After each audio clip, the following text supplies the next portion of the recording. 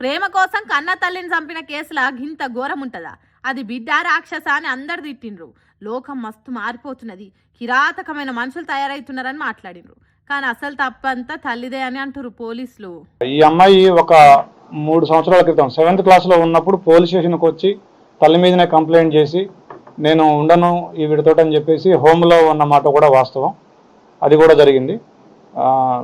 ఈ అమ్మాయి మా ఇంటరాగేషన్లో కూడా దాదాపుగా మీరు చెప్పిన పాయింట్లన్నింటినీ కూడా ఏకీభవిస్తూ ఈ అమ్మాయి చెప్పిన పాయింట్లు నన్ను ఎక్కువగా కొడుతూ ఉండేది అనేది, నన్ను ప్రేమగా చూసుకోలేదని నాకు అనిపించిందని కూడా అమ్మాయి చెప్పడం జరిగింది. ఇన్నరా, తల్లి అంజలికి తేజశ్రీ మొదటి భర్త కూతురట. రెండో పెళ్లి చేసుకున్నాక చిన్న బిడ్డ పుట్టిందట. అయితే మొదటి భర్త పుట్టిన బిడ్డ మీద ప్రేమ చూపకుట చిన్న కూతుర్ను బాగా అరాబం చేసిందట. కండ్ల ముందు కన్న తల్లి ఇట్లా చేస్తున్నందుకు తేజశ్రీ మస్తు బాధపడ్డదట. అదొక్కటే కాదు, అంజలి తేజశ్రీని హింస పెట్టిందట. అట్ల కాడతోని వాతలు పెట్టుడు, కట్టెలతోని కొట్టుడు చేసేదట.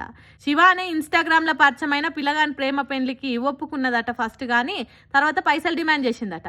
ఇవన్నీ నిజమేనా, మీ ఎంక్వైరీలో ఏం తేలిందని విలేకరులు అడిగితే ఇగో గిట్లా సమాధానం చెప్పిండు పోలీసారు.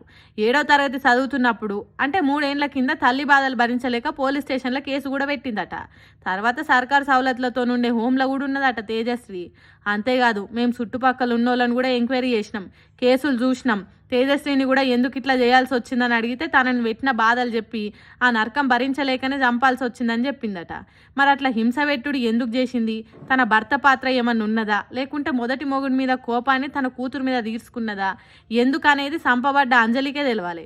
ఇప్పటికైతే ఈ హత్యల తల్లి తప్పున్నందుకే ఇట్లా చేసింది అనేది తెలిసింది.